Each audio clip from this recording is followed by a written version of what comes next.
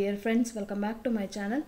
ಇನ್ನು ಇವತ್ತು ಮನೇಲಿ ಸಾಂಬಾರ್ ಪುಡಿ ಖಾಲಿ ಆಗಿತ್ತು. ಹಾಗಾಗಿ ಇವತ್ತು ಸಾಂಬಾರ್ ಪುಡಿ ಎಲ್ಲ ಹುರ್ಕೊಳ್ಳೋಣ ಅಂತೇಳ್ಬಿಟ್ಟು ಎಲ್ಲ ಇಂಗ್ರೀಡಿಯೆಂಟ್ಸ್ ರೆಡಿ ಮಾಡಿ ಇಟ್ಕೊಂಡಿದ್ದೀನಿ. ಹಾಗೆ ನಮ್ಮ ಮನೇಲಿ ಯಾವ ರೀತಿ ಮಾಡ್ತೀನಿ ಅಂತೇಳ್ಬಿಟ್ಟು ಇವತ್ತು ನಿಮ್ಮ ಜೊತೆ ಶೇರ್ ಮಾಡ್ಕೊತೀನಿ. ಯಾರಿಗಾದ್ರೂ ಹೆಲ್ಪ್ ಆಗುತ್ತೆ ಅಂತೇಳ್ಬಿಟ್ಟು ಶೇರ್ ಮಾಡ್ಕೊಳ್ಳೋಣ ಅಂತೇಳ್ಬಿಟ್ಟು ಶೇರ್ ಮಾಡ್ಕೊತಾ ಇದ್ದೀನಿ. ಎಲ್ಲ ಇಂಗ್ರೀಡಿಯೆಂಟ್ಸು ರೆಡಿ ಮಾಡಿ ಇಟ್ಕೊಂಡಿದ್ದೀನಿ. ಇಲ್ಲಿ ನಾನು ಚಕ್ಕೆ, ಲವಂಗ, ಗಸಗಸೆ, ಇದನ್ನು ಏಲಕ್ಕಿ ಇವೆಲ್ಲ ಯೂಸ್ ಮಾಡ್ತಾ ಇಲ್ಲ. ನಾನಿಲ್ಲಿ ರೆಡಿ ಮಾಡಿ ಇಟ್ಕೊಂಡಿರೋದು ಒಂದು 400 ಗ್ರಾಮ್ಸ್ ಜೀರಿಗೆ, ಹಾಗೆ 400 ಗ್ರಾಮ್ ಕಾಳುಮೆಣಸು. ಇವೆರಡೂ 400 ಗ್ರಾಮ್ ತೊಗೋಬೇಕು. ಇನ್ನು ಉದ್ದಿನಬೇಳೆ, ಕಡಲೆಬೇಳೆ, ಅಕ್ಕಿ, ಸೊ ಇವೆಲ್ಲನೂ 300 ಗ್ರಾಮ್ ತೊಗೋಬೇಕು. ಉದ್ದಿನಬೇಳೆ 300 ಗ್ರಾಮ್ ತೊಗೊಂಡಿದ್ದೀನಿ, ಕಡಲೆಬೇಳೆ 300 ಗ್ರಾಮ್ ತೊಗೊಂಡಿದ್ದೀನಿ, ತೊಗರಿಬೇಳೆ 300 ಗ್ರಾಮ್ ತೊಗೊಂಡಿದ್ದೀನಿ, ಅಕ್ಕಿ 300 ಗ್ರಾಮ್ ತೊಗೊಂಡಿದ್ದೀನಿ, ಹಾಗೆ ಸಾಸಿವೆ ಒಂದು ಚಟಾಕಷ್ಟು ತೊಗೊಂಡಿದ್ದೀನಿ. ಮತ್ತು ಇಲ್ಲಿ ಅರಿಶಿನ ನಾವೇ ಬೆಳೆದಿದ್ದು ಪಾಟಲ್ಲಿ, ಅದೊಂದು 10 ರೂಪಾಯಿಗೆ ತೊಗೊಂಡ್ರೆ ಸಾಕಾಗುತ್ತೆ ಅರಿಶಿನ ಕೊಂಬು. ಹಾಗೆ ಮೆಂತ್ಯ ಒಂದು ಚಟಾಕ್ಕಿಂತ ಕಡಿಮೆ ತೊಗೋಬೇಕು. ಸೊ ಒಂದು ಚಟಾಕು ಸಾಸಿವೆ ತೊಗೋಬೇಕು.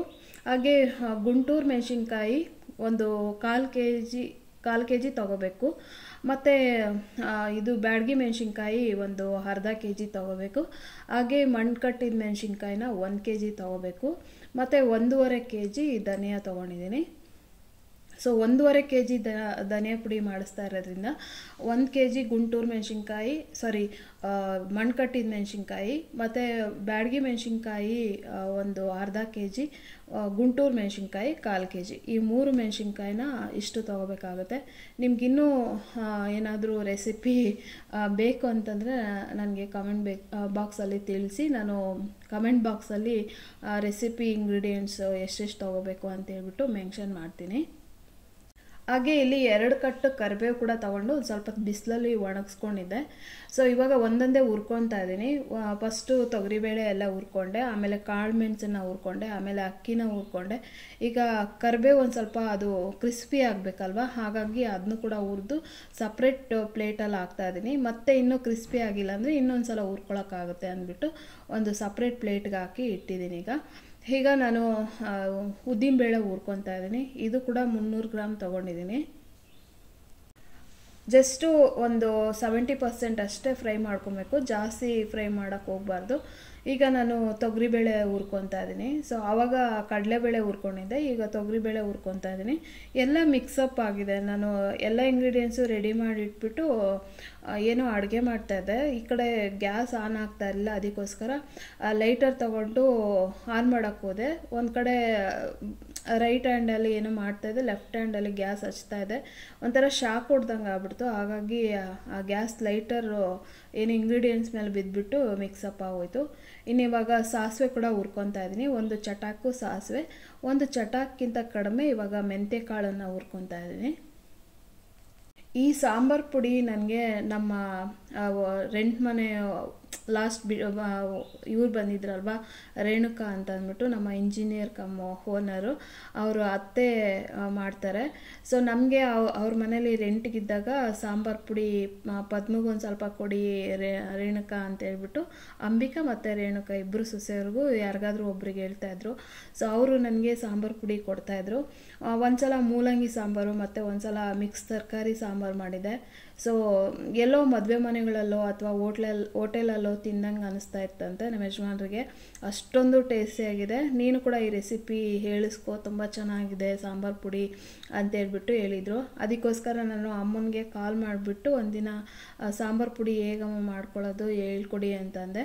ಅವರು ಲಿಸ್ಟೇ ಕಳಿಸ್ಕೊಟ್ರು ನನಗೆ. ನಮಗೆ 4 ಜನಕ್ಕೆ 1 ಕೆ ಜಿ ಧನಿಯಾ ಮತ್ತು ಒಂದು ಅರ್ಧ ಕೆ ಜಿ ಏನು ಮಣ್ಣು ಕಟ್ಟಿದ ಮೆಣಸಿನ್ಕಾಯಿ ಇವೆಲ್ಲ ತಗೊಂಡು ಮಾಡಿಕೊಂಡ್ರೆ ಸುಮಾರು 1 ವರ್ಷ ಬರುತ್ತೆ. 1.5 ಕೆ ಜಿ ಏನಾದರೂ ಮಾಡಿಸ್ಕೊಂಡ್ರೆ ವರ್ಷದ ಮೇಲೆ ಒಂದು 7 ತಿಂಗಳು 8 ತಿಂಗಳು ಬರುತ್ತೆ. ಸೊ ಈ ಸಲ ನಾನು 1 ಕೆ ಜಿ ಧನಿಯದ್ದೇ ಮಾಡಿಸ್ಕೊಳ್ಳೋಣ ಅಂತ ಅಂದ್ಕೊಂಡಿದ್ದೆ. ನಮ್ಮ ಅಮ್ಮನಿಗೂ ಕೂಡ ಅಷ್ಟೇ ಈ ಸಾಂಬಾರು ಪುಡಿ ತುಂಬ ಇಷ್ಟ ಆಯ್ತಂತೆ. ಅದಕ್ಕೋಸ್ಕರ ನಾನು ಮಾಡ್ಕೊತೀನಿ ಅಂತಂದರು. ನಾನೇ ಮಾಡ್ಕೊಡ್ತೀನಿ ಬಿಡಿ, ನೀವಿನ್ನು ಯಾಕೆ ಮಾಡ್ತೀರಾ, ಇರೋರಿಬ್ಬರಿಗೆ ಅಂತ ಅಂದ್ಬಿಟ್ಟು ನಾನೇ ನಮ್ಮ ಮನೇಲಿ ಮಾಡಿ ಅವ್ರಿಗೆ ಈ ಸಾಂಬಾರು ಪುಡಿನ ಕೊಡ್ತಾಯಿದ್ದೀನಿ. ಇನ್ನು ಇವಾಗ ಧನಿಯಾ ಕೂಡ 1.5 kg ಧನಿಯಾ ಎಲ್ಲ ಹುರ್ಕೊಂಡೆ. ಅದಾದಮೇಲೆ ಇವಾಗ ಲಾಸ್ಟಿಗೆ ಮೆಣಸಿನ್ಕಾಯಿ ಹುರ್ಕೊತಾ ಇದ್ದೀನಿ. ಲಾಸ್ಟಿಗೆ ಹುರ್ಕೊಂಡ್ರೆ ಕರೆಕ್ಟ್ ಆಗುತ್ತೆ. ಮುಂಚೆನೇ ನಾವು ಒಣಮೆಣ್ಸಿನ್ಕಾಯಿ ಹುರ್ಕೊಂಡ್ರೆ ಘಾಟ್ ಆಗಿಬಿಡುತ್ತೆ ಮನೆಯಲ್ಲಿ. ಹಾಗಾಗಿ ಲಾಸ್ಟಿಗೆ ಒಣಮೆಣ್ಸಿನ್ಕಾಯಿಗಳೆಲ್ಲ ಹುರ್ಕೊಂಡೆ. ಈಗ ಮಿಲ್ಗೆ ತೊಗೊಂಬಂದೆ ಏನು ಸಾಂಬಾರು ಪುಡಿ ಮಾಡಿಸ್ಕೊಳ್ಳೋದಕ್ಕೆ. ಹಾಗೆ ಅಚ್ಕಾರದ ಪುಡಿ ಕೂಡ ಮಾಡಿಸ್ಕೊಂಡೆ. ಸೊ ಇವಾಗ ನಾನು ಸಾಂಬಾರು ಪುಡಿ ಮಾಡಿಸುವಾಗ ಒಂದು ಟ್ರೇ ಕೊಡ್ತಾರೆ. ಸೊ ಅದರಲ್ಲಿ ಟ್ರೇ ಒಳಗಡೆ ಇಟ್ಕೊಂಡು ಅದು ತಣ್ಣಗಾದ್ಮೇಲೆ ಬಾಕ್ಸು ಅಥವಾ ನಾವೇನಾದರೂ ಕವರ್ ಏನೋ ತೊಗೊಂಡೋಗಿರ್ತೀವಲ್ಲ, ಸೊ ಅದು ತಣ್ಣಗಾದ್ಮೇಲೆ ತುಂಬ್ಕೊಂಬಂದೆ. ನಾನು ಬಾಕ್ಸ್ ತೊಗೊಂಡೋಗ್ಲಿಲ್ಲ ನಾನು, ಯಾಕೆಂದರೆ ಸಾಂಬಾರು ಪುಡಿ ಅದೆಲ್ಲ ಕಾಳುಗಳು ಹುರಿದಿದ್ವಲ್ಲ, ಜಾಸ್ತಿ ಕ್ವಾಂಟಿಟಿ ಇತ್ತಲ್ವ, ಹಾಗಾಗಿ ಬ್ಯಾಗ್ ಹಾಕ್ಕೊಂಡೋಗಿದ್ದೆ. ಆಮೇಲೆ ತಂದು ಕವರಲ್ಲಿ ತುಂಬಿಸ್ಕೊಂಡು ಬಂದು ಆಮೇಲೆ ಇವಾಗ ಮನೆಯಲ್ಲಿ ಒಂದು ಬಟ್ಟೆ ಮೇಲೆ ಒಣಗಾಕೋಣ ಅಂತ ಅಂದ್ಕೊಂಡಿದ್ದೆ. ಆದರೆ ಸಿಕ್ಕಾಪಟ್ಟೆ ಘಾಟ್ ಇತ್ತು. ಸುಮ್ಮನೆ ಮನೆ ತುಂಬ ಘಾಟಾಗಿಬಿಡುತ್ತೆ ಅಂತ ಹೇಳ್ಬಿಟ್ಟು ಜಸ್ಟ್ ಪಾತ್ರೆನಲ್ಲೇ ಹಾಕಿ ಸುಮ್ಮನೆ ಹಾಗೆ ಇನ್ನೊಂದು ಸ್ವಲ್ಪ ಬಿಸಿ ಏನಾದರೂ ಇತ್ತು ಅಂದರೆ ಆರ್ಕೊಳ್ಳಿ ಅಂತ ಹೇಳ್ಬಿಟ್ಟು ಒಂದು ಪಾತ್ರೆಗೆ ಹಾಕಿ ಇಟ್ಟಿದ್ದೀನಿ. ಚೆನ್ನಾಗಿದೆ, ಕಲರ್ ಅಂತೂ ಕರೆಕ್ಟಾಗಿ ಬಂದಿದೆ. ಅಮ್ಮ ಯಾವ ರೀತಿ ಹೇಳ್ಕೊಟ್ಟಿದ್ರೆ ಅದೇ ರೀತಿಯಾಗೆ ಮಾಡಿದ್ದೀನಿ. ನೆಕ್ಸ್ಟ್ ಇಲ್ಲಿ ಅಚ್ಕಾರದ ಪುಡಿ ಕೂಡ ಮಾಡಿಸ್ಕೊಂಬಂದೆ.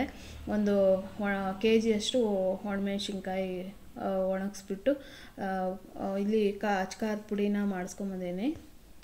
ಹಾಗೆ ಮಿಲ್ಗೆ ಹೋಗಿದ್ನಲ್ವಾ ಸಾಂಬಾರು ಪುಡಿ ಮಾಡಿಸ್ಕೊಳ್ಳೋಕ್ಕೆ ಅಂತ ಅಂದ್ಬಿಟ್ಟು, ಹಾಗೆ ಕೆಲವೊಂದು ಗ್ರಾಸರಿ ಎಲ್ಲ ಖಾಲಿಯಾಗಿತ್ತು. ಹಾಗಾಗಿ ಸ್ವಲ್ಪ ಗ್ರಾಸರಿ ಕೂಡ ಅಕ್ಕಿ ಅವಲಕ್ಕಿ ರವೆ ಇದೆಲ್ಲ ಸ್ವಲ್ಪ ಖಾಲಿ ಆಗಿಬಿಟ್ಟಿತ್ತು. ಹಾಗಾಗಿ ತಗೊಂಡು ಬಂದು ಇವಾಗ ಎಲ್ಲ ಸಾಂಬಾರು ಪುಡಿಗಳು ನಾನು ಬಾಕ್ಸ್ಗೆ ಹಾಕಿ ಇಟ್ಕೊತಾ ಇದ್ದೀನಿ. ಡೈಲಿ ಯೂಸ್ಗೆ ಒಂದು ಬಾಕ್ಸ್ಗೆ ಹಾಕಿ ಆಮೇಲೆ ನಮ್ಮ ಅಮ್ಮನಿಗೂ ಒಂದು ಕವರ್ಗೆ ಹಾಕಿಟ್ಟು ಆಮೇಲೆ ಇದು ಎಲ್ಲ ಬಾಕ್ಸ್ಗಳಿಗೆ ನಾನು ಫಿಲ್ ಮಾಡ್ಕೊತಾ ಇದ್ದೀನಿ. ಅಚ್ಕಾರದ ಪುಡಿ ಸಾಂಬಾರು ಪುಡಿ ರೆಡಿ ಆಯಿತು. ಎಷ್ಟೊಂದು ದಿನದಿಂದ ಟೆನ್ಷನ್ ಇತ್ತು, ಯಾವಾಗ ಮಾಡ್ಕೊತೀನಿ ಸಾಂಬಾರು ಪುಡಿ, ಫುಲ್ ಖಾಲಿ ಆಗೋಗ್ಬಿಟ್ಟಿತ್ತು.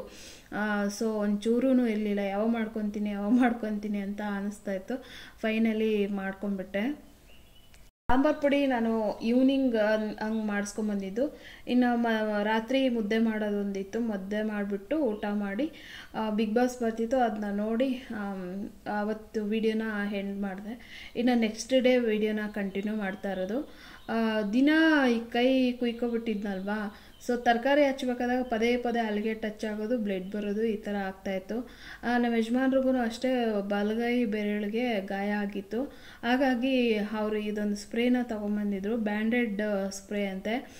ಇದು ನೋಡ್ಕೊಂಡ್ರೆ ನೀರು ಇಟ್ಕೊಳ್ಳಲ್ಲಂತೆ, ನೀರು ಅಬ್ಸರ್ವ್ ಮಾಡಲ್ಲಂತೆ, ಮತ್ತು ಗಾಯ ಕೂಡ ಬೇಗ ವಾಸಿಯಾಗುತ್ತೆ. ಅರಿಶಿನ ಇದೆಯಲ್ವ, ಹಾಗಾಗಿ ಸೊ ಇದು ನಾನು ಹೊಸ್ದಾಗಿ ನೋಡ್ತಾ ಇರೋದು ಇದನ್ನ ಸ್ಪ್ರೇ. ದುಡ್ಡಿದ್ರೆ ಏನು ಬೇಕಾದ್ರೂ ಸಿಗುತ್ತಲ್ವ ಇವಾಗಂತೂ. ಸೊ ಇದೇ ಫಸ್ಟ್ ಟೈಮ್ ನಾನು ನೋಡಿದ್ದು. ಇವ್ರಿಗೂ ಸುಮಾರು ದಿನ ಆಯಿತು, ಒಂದು ವಾರ ಆಯಿತು ಗಾಯ ಆಗಿ. ಪದೇ ಅಲ್ಲೇ ಆ ಜಾಗಕ್ಕೆ ಗಾಯ ಆಗ್ತಿತ್ತು, ಅದಕ್ಕೋಸ್ಕರ ತಂದಿದ್ರು. ಹಾಗೆ ನಾನು ಹೊಡ್ಕೊತಾ ಇದ್ದೀನಿ, ಬೇಗ ವಾಸಿ ಆಗ್ತಾ ಇದೆ ಇವಾಗ.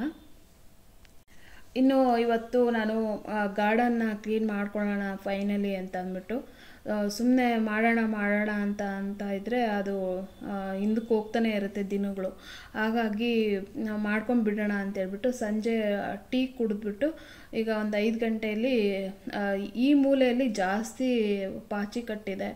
ಮಳೆ ಇಟ್ಕೊಂಡಿತ್ತಲ್ವ ಒಂದು ಸ್ವಲ್ಪ ದಿನ ರೀಸೆಂಟಾಗೆ, ಆವಾಗೆಲ್ಲ ಪಾಚಿ ಕಟ್ಬಿಟ್ಟು ತುಂಬ ಇದಾಗ್ಬಿಟ್ಟಿತ್ತು. ಅದಕ್ಕೆ ಇದೆಲ್ಲ ಕ್ಲೀನ್ ಮಾಡ್ಕೊಳ್ಳೋಣ. ಆಮೇಲೆ ಪಾಟ್ಗಳಲ್ಲಿ ಹುಲ್ಲೆಲ್ಲ ಬೆಳೆದಿರುತ್ತಲ್ವ, ಅದನ್ನು ಕೂಡ ಎಲ್ಲ ಕ್ಲೀನ್ ಮಾಡ್ಕೊಳ್ಳೋಣ ಅಂದ್ಬಿಟ್ಟು ಎಲ್ಲ ಕ್ಲೀನ್ ಮಾಡ್ಕೊತಾ ಇದ್ದೀನಿ. ಇದನ್ನೆಲ್ಲ ಯಜಮಾನ್ರೆ ಮಾಡ್ತಿರ್ತಾರೆ, ಅವ್ರಿಗೂ ಕೂಡ ಯಾಕೋ ವೈರಲ್ ಫೀವರ್ ಆಗಿಬಿಟ್ಟಿದೆ ಕೋಲ್ಡ್ಗೆ. ಹಾಗಾಗಿ ಬೆಳಗ್ಗೆ ತುಂಬ ಚಳಿ ಇರುತ್ತಲ್ವ, ವಾಕಿಂಗ್ ಹೋಗಿದ್ರು ಮೊನ್ನೆ. ಸೊ ಯಾರಿಗೋ ಫೀವರ್ ಇದ್ದಿದ್ದರಿಂದ ಅವ್ರ ಪಕ್ಕದಲ್ಲಿ ಕೂತಿದ್ರಂತೆ. ಸೊ ಅವ್ರದ್ದು ಇವ್ರಿಗೆ ಅಟ್ಯಾಕ್ ಆಗಿದೆ ವೈರಲ್ ಫೀವರು. ಸೊ ಹಾಗಾಗಿ ತುಂಬ ಹುಲ್ ಬೆಳೆದಿತ್ತು, ಅದಕ್ಕೆ ಎಲ್ಲ ಕ್ಲೀನ್ ಮಾಡ್ತಾ ಇದ್ದೀನಿ. ಹಾಗೆ ಇಲ್ಲಿ ಹಸಿ ಕಸ ಕೂಡ ಗಿಡಗಳಿಗೆ ಹಾಕ್ಕೊತಾ ಇದ್ದೀನಿ. ಈ ಥರ ವೆಟ್ ಕಸನ ತಂದುಬಿಟ್ಟು ನಾನು ಪಾಟ್ಗೆ ಡೈರೆಕ್ಟಾಗಿ ಹಾಕ್ಬಿಡ್ತೀನಿ. ಕಾಂಪೋಸ್ಟ್ ಮಾಡೋಕ್ಕೆ ಹೋದರೆ ನನಗೆ ಆ ಸ್ಮೆಲ್ಲು ಹುಳ ಎಲ್ಲ ಆಗ್ತಾ ಇರುತ್ತಲ್ವ, ಸೊ ಹಾಗಾಗಿ ನನಗೆ ಇಷ್ಟ ಆಗೋದಿಲ್ಲ. ಅದಕ್ಕೋಸ್ಕರ ಡೈರೆಕ್ಟಾಗಿ ಗಿಡಗಳಿಗೆ ಹಾಕ್ಬಿಟ್ಟು ಮಣ್ಣು ಮುಚ್ಚಿಬಿಡ್ತೀನಿ. ಇನ್ನು ಇವಾಗ ಬೇರೆ ಪಾಟ್ಗಳಲ್ಲೆಲ್ಲ ಹುಲ್ಲೆಲ್ಲ ಬೆಳೆದಿತ್ತು, ಅದನ್ನು ಕೂಡ ಎಲ್ಲ ಕಿತ್ತಾಕ್ತಾ ಇದ್ದೀನಿ. ನಾನು ಮಾಡ್ತಾ ಇರ್ತೀನಿ, ಯಜಮಾನ್ರು ಜಾಸ್ತಿ ಅವರೇ ನೋಡ್ಕೊಳ್ಳೋದು. ಯಾಕೆಂದರೆ ನನಗೆ ಮನೆ ಒಳಗಡೆನೇ ಕೆಲಸ ಜಾಸ್ತಿ ಇರುತ್ತೆ. ಇಲ್ಲಿ ಗಾರ್ಡನ್ದೆಲ್ಲ ಜಾಸ್ತಿ ನೋಡ್ಕೊಳ್ಳೋಕ್ಕೆ ನನಗೆ ಟೈಮ್ ಇರಲ್ಲ. ಇನ್ನು ಹುಲ್ಲೆಲ್ಲ ಕಿತ್ತಾಕ್ಬಿಟ್ಟು ಕಸ ಎಲ್ಲ ಗುಡಿಸ್ಬಿಟ್ಟು ಆಮೇಲೆ ನಾನು ಆ ಪಾಚಿ ಏನಿರುತ್ತೆ ಅದನ್ನು ಒಂದು ಬ್ರಷ್ ತೊಗೊಂಡು ಎಲ್ಲ ಉಜ್ಕೊತಾ ಇದ್ದೀನಿ. ಆಮೇಲೆ ಕಡ್ಡಿ ಪರ್ಕೆಯಲ್ಲಿ ಕೂಡ ಉಜ್ತಾ ಇದ್ದೀನಿ. ಸೊ ತೊಳೆದ್ಮೇಲೆ ನೀಟಾಗಿ ನೆಕ್ಸ್ಟ್ ಡೇ ನೋಡಿದ್ರೆ ನೀಟಾಗಿ ಅನಿಸ್ತಾ ಇತ್ತು. ಇನ್ನೂ ಕ್ಲೀನ್ ಮಾಡೋದಿದೆ, ಜಸ್ಟು ಒಂದು ಸ್ವಲ್ಪ ಒಂದು ಕಾಲು ಭಾಗದಷ್ಟು ಕೆಲಸ ಆಗಿದೆ ಅಷ್ಟೇ ಇಲ್ಲಿ. ಸೊ ಒಂದು ಫುಲ್ ಡೇ ಕೆಲಸ ಮಾಡೋಷ್ಟಿದೆ. ಈ ಪಾಟ್ಗಳಿಗೆಲ್ಲ ಇನ್ನೊಂಚೂರು ಪೇಂಟ್ ಎಲ್ಲ ಮಾಡ್ಕೋಬೇಕಾಗಿತ್ತು. ಈ ಪಾರಿಜಾತ ಗಿಡ ಒಣಗೋಗ್ಬಿಡ್ತಲ್ವಾ, ಇವರು ಕೆಳಗಡೆ ಅದು ಮಳೆ ಹಿಡ್ಕೊಂಡಿದ್ರಿಂದ ಕೆಳಗಡೆ ಪಾಚಿ ಕಟ್ಬಿಟ್ಟು ಆ ಗಿಡ ನೀರೇ ಕುಡಿತಾ ಇರಲಿಲ್ಲ. ಸೊ ಹಾಗಾಗಿ ಒಣಗೋಗ್ಬಿಟ್ಟಿತ್ತು. ಮತ್ತೆ ಕೆಳಗಡೆಯಿಂದ ಒಂಚೂರು ಚಿಗುರ್ತಾ ಇತ್ತು. ಅದಕ್ಕೆ ನಾವು ಯಜಮಾನ್ರು ತೋರಿಸ್ದೆ, ಇವಾಗ ಚಿಗುರ್ತಾ ಇದೆ ಗಿಡ ಅಂತ ಅಂದ್ಬಿಟ್ಟು. ಅವರು ಬಂದು ನೋಡಿದ್ರು, ಸ್ವಲ್ಪ ಬಿಡು ಚಿಗುರ್ತಾ ಇದೆಯಲ್ಲ ಅಂತ ಅಂದ್ಬಿಟ್ಟು ಖುಷಿ ಪಡ್ತಾಯಿದ್ರು.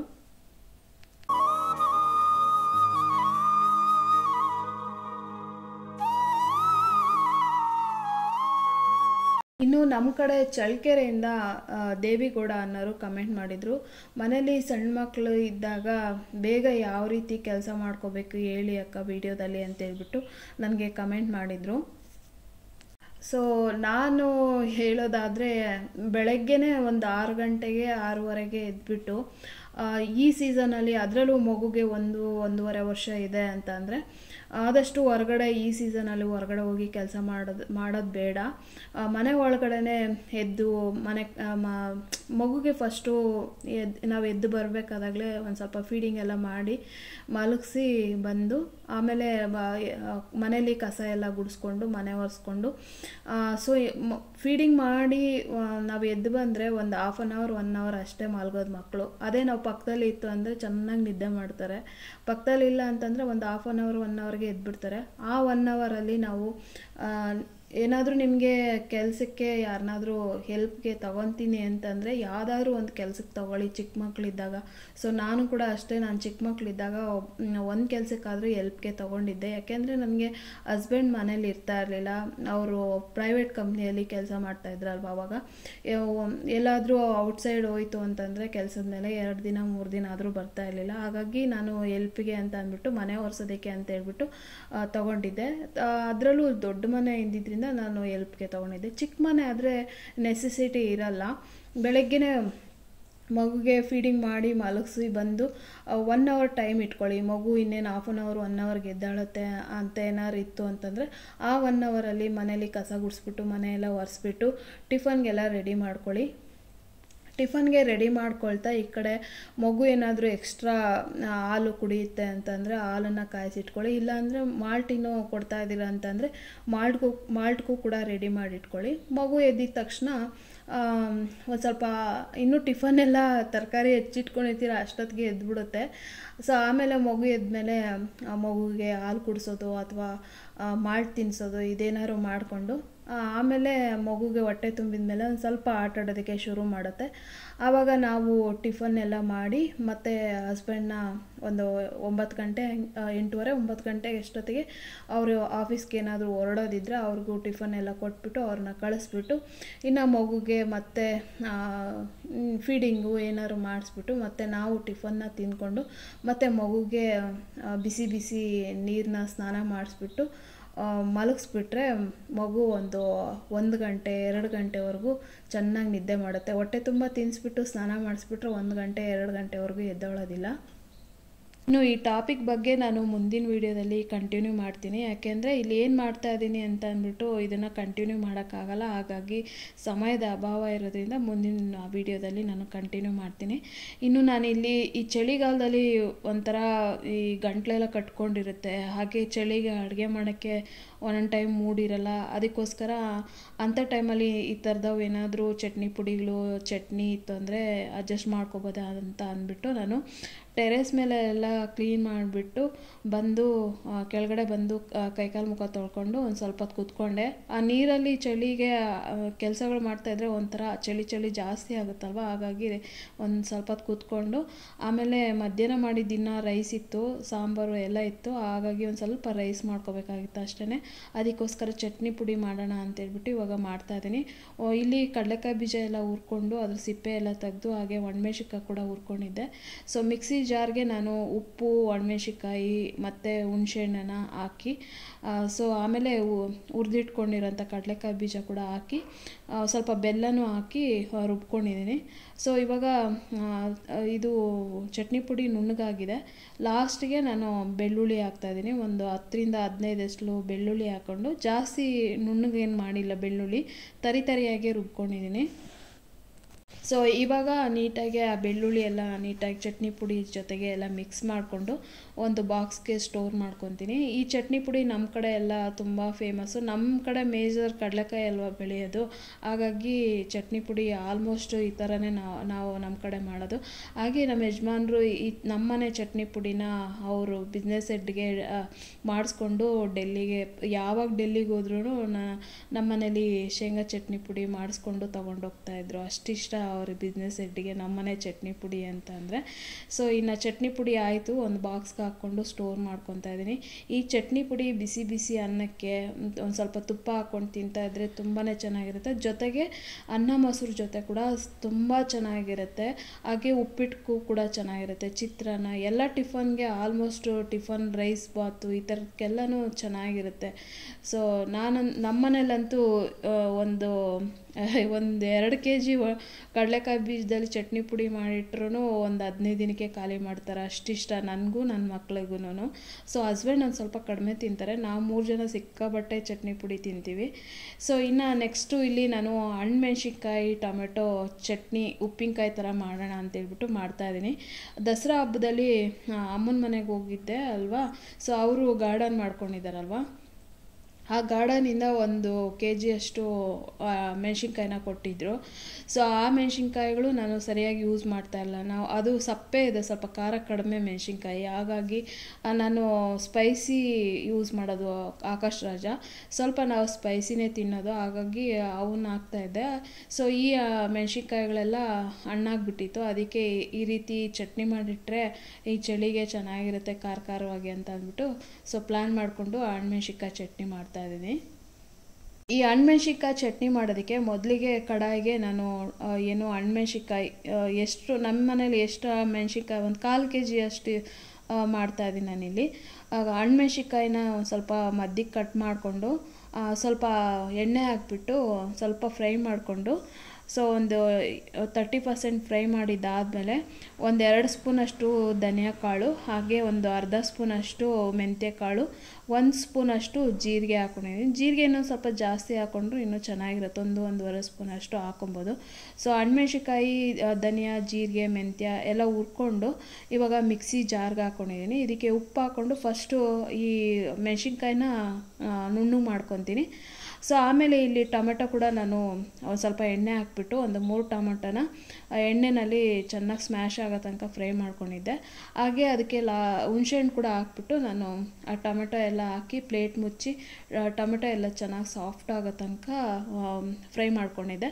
ಫ್ರೈ ಮಾಡಿದ್ದಾದಮೇಲೆ ಅದು ತಣ್ಣಗಾಗಬೇಕಲ್ವ ಟೊಮೆಟೊ ರುಬ್ಕೊಳ್ಳೋದಕ್ಕೆ, ಸೊ ಅದು ತಣ್ಣಗಾಗಲಿ ಅಂತ ಅಂದ್ಬಿಟ್ಟು ಹೋಗಿ ನಾನು ಸ್ವಲ್ಪ ಅಷ್ಟೊತ್ತು ನಿಂತ್ಕೊಂಡು ಮಾಡಿದ್ನಲ್ವ, ಹಾಗಾಗಿ ಹೋಗಿ ಒಂದು ಸ್ವಲ್ಪ ಹೊತ್ತು ಕುತ್ಕೊಂಡು ರೆಸ್ಟ್ ಮಾಡಿ ಬಂದು ಈಗ ಚಟ್ನಿ ರುಬ್ಕೊಳ್ಳೋಣ ಅಂತೇಳ್ಬಿಟ್ಟು ಬಂದಿದ್ದೀನಿ. ಸೊ ಇಲ್ಲಿ ಇನ್ನೂ ಸ್ವಲ್ಪ ಬಿಸಿ ಇತ್ತು, ಅದಕ್ಕೋಸ್ಕರ ಒಗ್ಗರಣೆಗೆಲ್ಲ ರೆಡಿ ಮಾಡಿಕೊಂಡು ರುಬ್ಕೊಳ್ಳೋಣ ಚಟ್ನಿಗೆ ಅಂತ ಅಂದ್ಬಿಟ್ಟು ಇವಾಗ ಈ ಟೊಮೆಟೊ ಎಲ್ಲ ಮಿಕ್ಸಿ ಜಾರ್ಗೆ ಹಾಕ್ಕೊತಾ ಇದ್ದೀನಿ. ಫಸ್ಟು ಹಣ್ಣುಮೆಣ್ಸಿನ್ಕಾಯಿನ ಒಂದು ಸಲ ಎಲ್ಲ ಗ್ರೈಂಡ್ ಮಾಡ್ಕೋಬೇಕು, ಆಮೇಲೆ ಟೊಮೆಟೊ ಏನೋ ಫ್ರೈ ಮಾಡ್ಕೊಂಡಿದ್ವಲ್ಲ ಅದನ್ನು ಕೂಡ ಹಾಕ್ಬಿಟ್ಟು ಇವಾಗ ರುಬ್ಕೊತಾ ಇದ್ದೀನಿ. ಇನ್ನು ಇಲ್ಲಿ ಇವಾಗ ರುಬ್ಕೊಂಡಿದ್ದೀನಿ ಚಟ್ನಿನ. ಸೊ ಇಲ್ಲಿ ಒಗ್ಗರಣೆ ಕೊಡ್ತಾ ಇದ್ದೀನಿ. ಸ್ವಲ್ಪ ಎಣ್ಣೆ ಕಡಿಮೆ ಹಾಕ್ಬಿಟ್ಟೆ ನಾನು, ಸ್ವಲ್ಪ ಎಣ್ಣೆ ಜಾಸ್ತಿ ಇದ್ದರೆ ಚೆನ್ನಾಗಿರುತ್ತೆ. ತುಂಬ ದಿನ ಅಂದರೆ 1 ತಿಂಗಳು 1.5-2 ತಿಂಗಳವರೆಗೂ ಫ್ರಿಜ್ಜಲ್ಲಿ ಆರಾಮಾಗಿ ಇಟ್ಕೋಬೋದು. ಹೊರ್ಗಡೆ ಆದರೆ ಒಂದು ತಿಂಗಳು ಇರುತ್ತಂತ ಅನಿಸುತ್ತೆ ಅಷ್ಟೇ.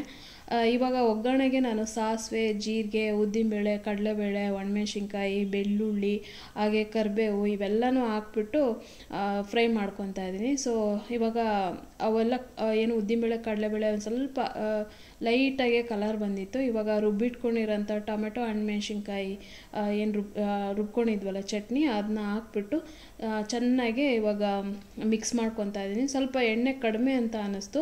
ಆಮೇಲೆ ನಾನು ರುಬ್ಬುವಾಗಲಿ ಮತ್ತು ಒಗ್ಗರಣೆಗಾಗಲಿ ಅರಿಶಿನ ಹಾಕೋದು ಮರ್ತುಬಿಟ್ಟಿದ್ದೆ. ಅದಕ್ಕೋಸ್ಕರ ಮತ್ತೆ ಎಣ್ಣೆ ಕೂಡ ಕಡಿಮೆ ಇತ್ತಲ್ವ, ಅದಕ್ಕೋಸ್ಕರ ಎಣ್ಣೆ ಬಿಸಿ ಮಾಡಿಬಿಟ್ಟು ಅದಕ್ಕೆ ಒಂದು ಸ್ವಲ್ಪ ಅರಿಶಿನ ಹಾಕ್ಬಿಟ್ಟು ಮತ್ತೆ ಈ ಚಟ್ನಿ ಮೇಲೆ ಹಾಕ್ಕೊತಾ ಇದ್ದೀನಿ. ಈ ಚಳಿಗಾಲಕ್ಕೆ ಎಷ್ಟು ಗಂಟ್ಲು ಕಟ್ಕೊಂಡಿದ್ರು ಕೂಡ ಈ ಥರ ಬಿಸಿ ಬಿಸಿ ಅನ್ನಕ್ಕೆ ಈ ಥರ ಚಟ್ನಿ ಪುಡಿ ಹಾಕ್ಕೊಂಡು ತಿಂತಾಯಿದ್ರೆ ಆ ಗಂಟ್ಲು ಏನು ಕಟ್ಕೊಂಡಿರೋದು ಕೂಡ ಆರಾಮ್ ಅನಿಸುತ್ತೆ. ಹಾಗೆ ವರ್ಕಿಂಗ್ ವುಮೆನ್ಸ್ಗಂತೂ ತುಂಬಾ ಯೂಸ್ ಆಗುತ್ತೆ. ಈ ಚಳಿಗಾಲದಲ್ಲಿ ಆಫೀಸ್ ಕೆಲಸ ಮಾಡಿ ಬಂದೇ ಸಾಕಪ್ಪ ಅನಿಸ್ತಾ ಇರುತ್ತೆ, ಅಡುಗೆ ಮಾಡೋಕ್ಕೆ ಮೂಡೇ ಇರೋಲ್ಲ. ಅಂಥ ಟೈಮಲ್ಲಿ ಈ ಥರ ಒಂದು 3-4 ಥರದ್ದು ಚಟ್ನಿ ಪುಡಿಗಳೆಲ್ಲ ಮಾಡಿಟ್ಕೊಂಡ್ರೆ ಒಂದು ರೈಸ್ ಮಾಡಿಬಿಟ್ರೆ ಸಾಕು, ಆರಾಮಾಗೆ ಅವತ್ತೇನು ಸಾಂಬಾರು ಮಾಡೋ ನೆಸೆಸಿಟಿನೇ ಇರಲ್ಲ. ಸೊ ರಜೆ ಇದ್ದಾಗ ಈ ಥರದವೆಲ್ಲ ಒಂದು 3-4 ಥರ ಮಾಡಿಟ್ಕೊಳ್ಳಿ, ನಿಮಗೆ ತುಂಬ ಯೂಸ್ಫುಲ್ ಆಗುತ್ತೆ. ಸೊ ಇವತ್ತಿನ ಬ್ಲಾಗ್ ಇಲ್ಲಿಗೆ ಮುಗಿಸ್ತಾ ಇದ್ದೀನಿ ಫ್ರೆಂಡ್ಸ್. ಇವತ್ತಿನ ಬ್ಲಾಗ್ ನಿಮ್ಗೆ ಎಲ್ಲರಿಗೂ ಮೋಟಿವೇಶನ್ ಕೊಟ್ಟಿದೆ, ಹಾಗೆ ಇಷ್ಟ ಆಗಿದೆ ವಿಡಿಯೋ ಅಂತ ಅಂದ್ಕೊತೀನಿ. ಇಷ್ಟ ಆಗಿದ್ರೆ ಪ್ಲೀಸ್ ಒಂದು ಲೈಕ್ ಮಾಡಿ. ಇನ್ನು ಸಬ್ಸ್ಕ್ರೈಬ್ ಮಾಡದೆ ನೋಡ್ತಾ ಇದ್ದರೆ ಸಬ್ಸ್ಕ್ರೈಬ್ ಮಾಡ್ಕೊಂಡು ನೋಡಿ. Thank you for watching. Bye.